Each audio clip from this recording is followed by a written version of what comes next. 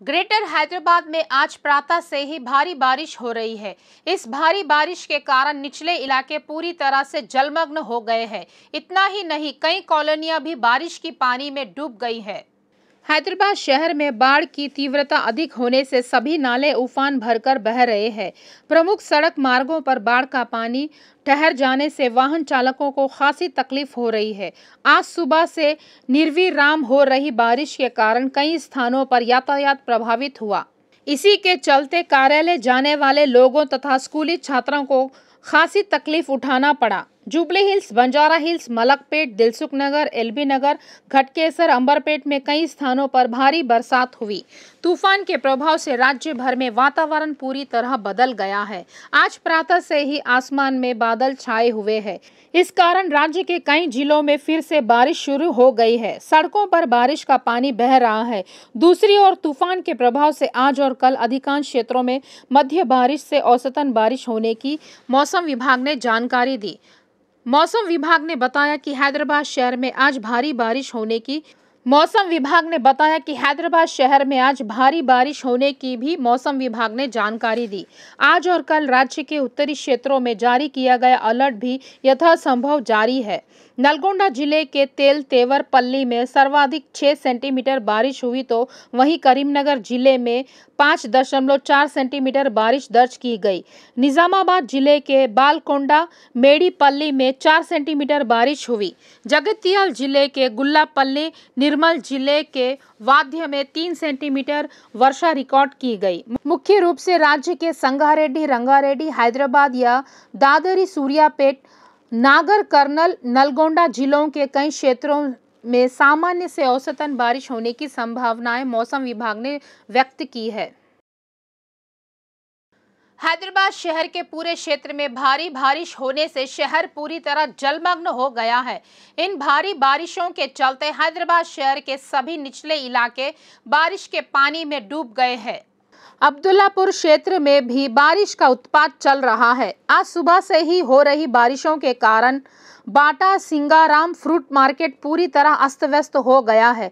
यह बारिश के पानी में फल बह जाने से किसान चिंता व्यक्त कर रहे हैं।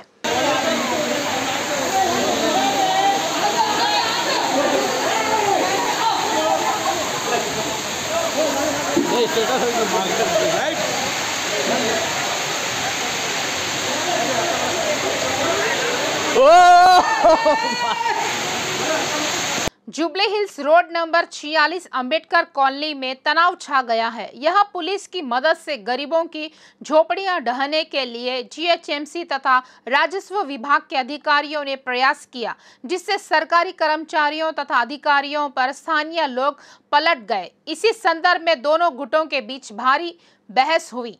सरकारी अधिकारियों द्वारा इस जमीन पर बनाए गए झोपड़ियों को हटाने का प्रयास करने पर स्थानीय लोगों ने अपना आक्रोश व्यक्त करते हुए पलटवार कर दिया। जब स्थानीय लोगों ने उनके इन प्रयासों को रोकने का प्रयास किया, जिससे पुलिस ने भारी संख्या में आंदोलनकारियों को गिरफ्तार कर पुलिस थाने भेज दिया। पीड़ित लोगों ने अपनी चिंता व्यक्त करते हुए बताया कि यदि हमारी झोपड़ियां ढहा दी गई तो हम कहां जाकर बसे। पीड़ितों ने बताया कि चुनाव के समय हमें मकानों के पट्टे देने का आश्वासन देकर आज हमारे जो बड़ों को डराया जा रहा है। लोगों ने बताया कि अब हमें डबल बेडरूम आवास देने की बातें कहते हुए हमें गुमराह किया जा रहा है और इस जमीन को कब्जा करने की कोशिश की जा रही है। यह बात भी उन पीड़ितों ने बताई। पीड़ितों के समर्थन में विपक्षी दल घटनास्थल पहुंचकर पीड़ितों के साथ खड़े हो गए। इस अवसर पर विपक्षी दलों के नेताओं ने कहा है कि गरीबों के साथ सरकार दुश्मनी निकालने का प्रयास कर रही है, यह उचित नहीं है। इसी विषय में खैरताबाद क्षेत्र की पार्षद विजया रेड्डी ने अपने मकान खोए लोगों को तत्काल सहायता के रूप में रोजमर्रा की आवश्यक सामग्री का वितरण किया। राज्य के पशु संवर्धन मंत्री तलसानी श्रीनिवास यादव ने कहा है कि तेलंगाना सरकार सदैव गरीबों के साथ खड़ी होती है। इस अवसर पर उन्होंने कहा है कि जीवो 58 के तहत अंबेडकर नगर में रह रहे लोगों के जमीनों को नियमित किया जाएगा। अंबेडकर नगर भू विवाद को लेकर मंत्री श्रीनिवास यादव ने अपने मासप टैंक कार्यालय में खैरताबाद क्षेत्र के विधायक दानम नागेंद्र, जिला कलेक्टर अमय कुमार, आरडीओ वसंत कुमारी, तहसीलदार कथा पार्षदों के साथ अंबेडकर नगर में घटी घटना पर समीक्षा बैठक आयोजित की। इस घटना पर मंत्री ने चिंता व्यक्त करते हुए कहा है कि बंजारा हिल्स रोड नंबर 46 के अंबेडकर नगर में घटी घटना बहुत ही दुखद है। इस अवसर पर उन्होंने कहा है कि एक अधिकारी द्वारा की गई गलती के कारण यह घटना घटी है। उन्होंने कहा है कि 1 सप्ताह की अवधि के भीतर अधिकारियों तथा जनप्रतिनिधियों के साथ मिलकर वे अंबेडकर नगर का दौरा करेंगे। खैरताबाद विधानसभा क्षेत्र के विधायक दानम नागेंद्र ने कहा है कि तेलंगाना राज्य की संस्कृति एवं परंपराओं का बोनालू बड़ा त्योहार है। बोनालू त्योहार के संदर्भ में बंजारा हिल्स के एक फंक्शन हॉल में मंदिर समितियों के आयोजकों के साथ उन्होंने सरकार द्वारा उपलब्ध कराई गई आर्थिक सहायता के चेकों का वितरण किया। इस अवसर पर दानम नागेंद्र ने कहा है कि तेलंगाना संस्कृति एवं परंपराओं का संजीव प्रमाण उसके अपने त्योहार है। इस अवसर पर उन्होंने तेलुगु त्योहारों को जाति धर्म के भेद को भूलकर सब लोग आपस में मिलजुल कर त्योहार मनाने का आह्वान दिया। विधायक ने कहा है कि टीआरएस सरकार के शासन काल में मंदिरों के विकास को उच्च प्राथमिकता दी जा रही है। इसके उपरांत उन्होंने खैरताबाद विधानसभा क्षेत्र के 85 मंदिरों से संबंधित आर्थिक सहायता के चेकों को धर्मस्व विभाग के तत्वावधान में वितरित किया। राज्य के श्रम मंत्री मल्ला रेड्डी ने कहा है कि अपनी लड़कियों के विवाह हेतु माता पिता कर्ज किए बिना विवाह रचाने के लिए राज्य सरकार कल्याण लक्ष्मी तथा शादी मुबारक योजना के अंतर्गत जो आर्थिक सहायता प्रदान कर रही है उसका सभी लोग सदुपयोग कर लेना चाहिए। आज मेडचल जिले के जवाहर नगर म्युनिसिपल कॉरपोरेशन परिधि में महापौर मेकल काव्या, उप महापौर रेड्डी शेट्टी श्रीनिवास के तत्वावधान में 91 लोगों को कल्याण लक्ष्मी शादी मुबारक योजना से संबंधित चेक लाभार्थियों में वितरित किए।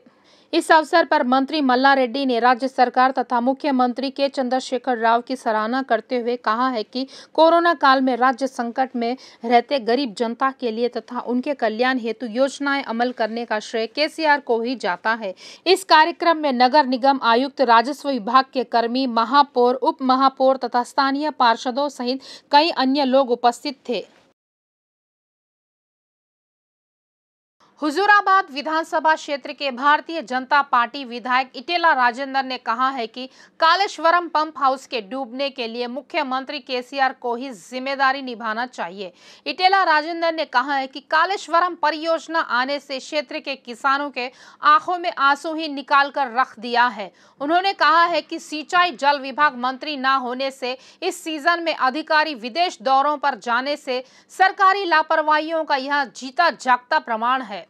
आज सोमाजीगुड़ा में पत्रकारों द्वारा आयोजित अध्ययन मंच के कार्यक्रम को संबोधित करते हुए विधायक इटेला राजेंद्र ने यह बात कही। यह राउंड टेबल बैठक कालेश्वरम पंप हाउस के जलमग्न होने के पीछे मानव की गलती या प्राकृतिक का प्रकोप, इस विषय पर यह बैठक आयोजित की गई, जिसमें अपने विचार व्यक्त करते हुए इटेला राजेंद्र ने उक्त बात कही।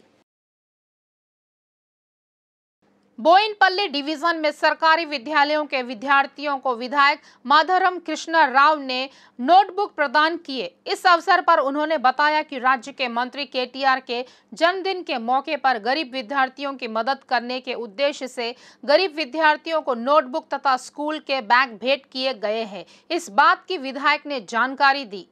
विधायक कृष्णा राव ने बताया है कि मंत्री केटीआर के जन्मदिन के मद्देनजर लगभग 1400 विद्यार्थियों को मुफ्त पुस्तकें भेंट की गई है। इसके पश्चात विधायक ने स्कूली विद्यार्थियों के साथ बैठकर भोजन किया। इस अवसर पर विद्यार्थियों को संबोधित करते हुए विधायक ने कहा है कि विद्यार्थी सभी अच्छी तरह शिक्षा ग्रहण कर उच्च स्थानों पर पहुंचना चाहिए, यह मेरी कामना है।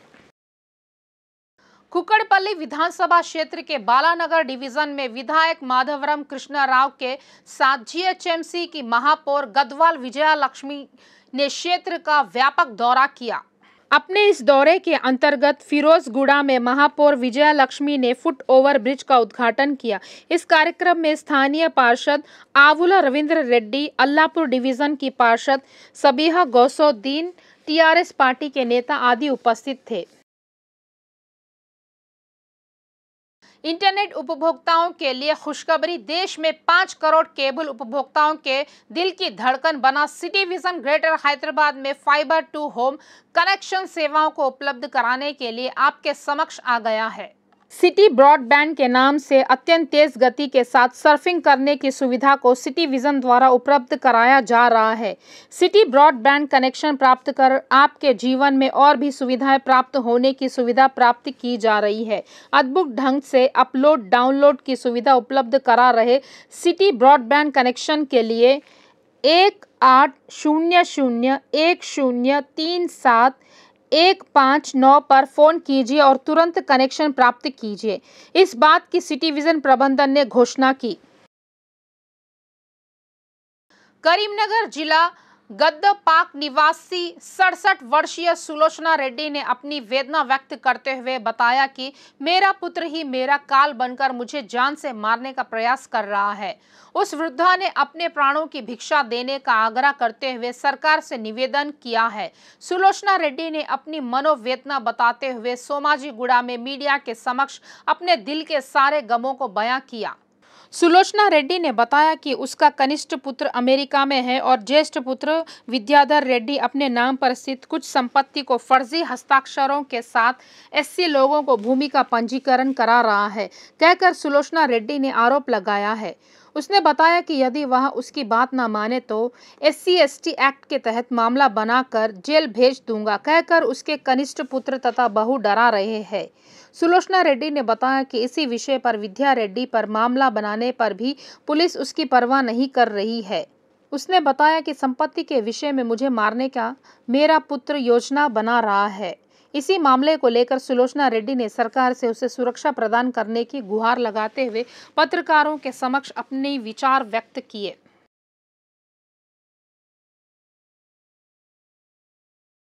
हैदराबाद शहर में महिलाओं का अवैध परिवहन की घटनाओं को अंजाम दे रहे गिरोह को पुलिस ने गिरफ्तार कर लिया। रोजगार दिलाने के नाम पर महिलाओं को बाहर से यहां हैदराबाद लाकर उनके साथ शारीरिक शोषण तथा वेश्यावृत्ति करवाई जा रही है। इस बात की जानकारी रचकोंडा पुलिस आयुक्त महेश भागवत ने दी। पुलिस आयुक्त महेश भागवत ने बताया कि बांग्लादेश निवासी 2 लड़कियों को रेस्क्यू कर उन्हें हिरासत में ले लिया गया है। इन पीड़ितों में एक 15 वर्षीय बालिका अभी होने की पहचान की गई है। इस बात की भी महेश भागवत ने जानकारी दी। उन्होंने बताया कि कुल 7 सदस्यों का गिरोह गिरफ्तार किया गया है। देश में महिलाओं की अवैध तस्करी करना बड़ा अपराध है। उन्होंने चेतावनी देते हुए कहा है कि मानव का अवैध परिवहन एवं तस्करी करने वालों के खिलाफ सख्त कार्रवाई की जाएगी। रचकोंडा के एंटी ह्यूमन ट्रैफिकिंग यूनिट और उप्पल पुलिस ने मिलके एक inter country human trafficking racket का भंडाफोड़ किया है। बांग्लादेश से इंडिया को जिनको ट्रैफिकिंग किया वैसे 2 विक्टिम को रेस्क्यू किया गया है, जिसमें एक 15 साल की लड़की, नाबालिग लड़की भी है और 6 ट्रैफिकर्स को हमने हिरासत में लिया है। उसमें एक बांग्लादेश की लेडी है, महाराष्ट्र, राजस्थान, झारखंड ये स्टेट के रहने वाले बाकी ट्रैफिकर्स है। 11 तारीख को यहाँ पे उप्पल पुलिस स्टेशन में शाम को पेट्रोल मोबाइल को एक बांग्लादेशी लेडी अपने 6 महीने के बच्चे के साथ रोड पे रोते हुए मिली। उसको जब पुलिस स्टेशन लेके आए तो उससे पूरा इन्फॉर्मेशन मिला कि ये लेडी और उसके सिस्टर को यहाँ पे ब्यूटी पार्लर में जॉब देंगे बोल के बांग्लादेश से कोलकाता लेके आए। कोलकाता में उनका बोगस आधार कार्ड बनाया गया। उसके बाद में महाराष्ट्र में मुंबई के पास में नाला सोपारा करके जगह है पालघर जिला में, वहाँ पे जो 2 ट्रैफिकर है सतीश रजाक और उसकी बांग्लादेशी बीवी बृष्टि खातून, वहाँ पे अपार्टमेंट में रखा। ऑनलाइन इन लोगों का हैदराबाद में जो एक दीपक चंद करके ट्रैफिकर यहाँ रैकेट चलाता है, जो राजस्थान का रहने वाला है, उसे कांटेक्ट हुआ और दीपक चंद के कहने पे 6 जुलाई को ये 4 लोग यहाँ पे हैदराबाद आए। वो यहाँ पे 11 तारीख को ये जो लेडी हमें रोड पे मिली उसका इन ट्रैफिकर के साथ झगड़ा हुआ कि उसके छोटे सिस्टर को क्यों ये प्रोस्टिट्यूशन करवा रहे करके, और ये झगड़े के कारण ये 3 लोग जो है, जो सतीश रजाक, बृष्टि खातून और ये छोटी लड़की 15 साल की, इसको लेके ये लोग वापस महाराष्ट्र चले गए और महाराष्ट्र जाने के बाद उन्होंने एक प्रियंका नामक वेस्ट बंगाल की लेडी है, उसे ये 15 साल की लड़की को बेचा। वो प्रियंका जो है उसे महाराष्ट्र के सातारा जिला में कराड़ तालुका में मलकपुर गांव है, वहां पे नवरंग नाम का लॉज है, वहां पे ये लड़के को रख के उससे प्रोस्टिट्यूशन करवाना इन्होंने शुरू किया था। उसी दरमियान हमारे टीम को जो खबर मिली, वो खबर के मुताबिक सातारा पुलिस की मदद से हमारे टीम ने ये लड़की को रेस्क्यू करते हुए एक महिला के साथ बलात्कार करने के मामले में पूर्व सर्किल इंस्पेक्टर नागेश्वर राव की पुलिस हिरासत की अवधि समाप्त हो गई है। 5 दिनों तक वनस्थलीपुरम पुलिस ने नागेश्वर राव से पूछताछ की। आज पूर्व सर्किल इंस्पेक्टर नागेश्वर राव के पुलिस हिरासत की अवधि समाप्त हो गई है, जिससे वनस्थलीपुरम पुलिस ने नागेश्वर राव की हयात नगर न्यायालय में पेश किया। इसके पश्चात न्यायालय के आदेश अनुसार नागेश्वर राव को न्यायिक हिरासत में भेज दिया गया। महिला पर दुष्कर्म करने, अपहरण तथा दुर्घटनाओं के मामलों में सहायक पुलिस आयुक्त पुरुषोत्तम रेड्डी ने पूछताछ की। पीड़ित महिला के घर से लेकर दुर्घटना स्थल तक अर्थात इब्राहिमपट्टनम तालाब तक पुलिस ने सीन रिक्रिएशन किया। एक छात्रा के साथ असभ्य ढंग से व्यवहार करने के मामले में गौतमी जूनियर कॉलेज के चेयरमैन प्रिंसिपल सत्यनारायण पर हयात नगर पुलिस ने मामला दर्ज किया। हाल ही में गौतमी कॉलेज में इंटरमीडिएट वित्तीय वर्ष की शिक्षा प्राप्त कर रही छात्रा को प्रिंसिपल ने फोन कर चिकनी चुपड़ी बातें करते हुए उसे फिल्म देखने ले गया। पीड़ित छात्रा ने अपनी शिकायत में बताया कि प्रिंसिपल ने सिनेमा हॉल में उसके साथ असभ्य रूप से व्यवहार किया है। इसके पश्चात छात्रा ने अपनी शिकायत में बताया कि प्रिंसिपल उसे फोन कर बताया कि उसके लिए वह स्पेशल क्लास लेने वाला है, इस कारण वह कॉलेज आए कहकर उसे आदेश दिया। उसकी इस बात से डर कर पीड़ित छात्रा ने इस बात की जानकारी अपने माता पिता को दी, जिससे उसके माता पिता ने हयात नगर पुलिस से इस बात की शिकायत दर्ज कराई। इस मामले को दर्ज किए पुलिस ने पूछताछ कर सत्यनारायण को हिरासत में ले लिया। इस बात का पता चलने से छात्र संघों ने विद्यार्थियों के साथ मिलकर कॉलेज के समक्ष धरना आंदोलन किया। आंदोलन कर रहे छात्रों ने कहा कि अच्छी शिक्षा और अच्छी सभ्यता सिखाने वाले प्रिंसिपल ही विद्यार्थियों के प्रति इस प्रकार का व्यवहार करने से समाज का क्या होगा। उन्होंने इस बात को लेकर सत्यनारायण के खिलाफ नारेबाजी करते हुए सत्यनारायण को सख्त से सख्त सजा देने की मांग की। शराब के नशे में एक शराबी ने काफी हलचल मचा दिया। नशे में धुत उस शराबी ने जो किया उसकी उसको खबर ही नहीं, फिर भी उसने नाना हंगामा खड़ा किया। यह घटना अंबरपेट क्षेत्र में घटी। एक शराबी ने सड़क पर स्थित ग्रेनाइट को खींचते हुए स्थानीय लोगों को डरा कर भयभीत कर दिया। उसकी इस हरकतों को देखकर पुलिस ने उसे डरा धमका कर वहां से भेज दिया। स्थानीय लोगों ने बताया कि शराबी खुद तो नियंत्रण में नहीं था, लेकिन सड़क के पत्थरों को खींचकर लोगों को डरा रहा था, जिससे पुलिस ने वहां से भगा दिया।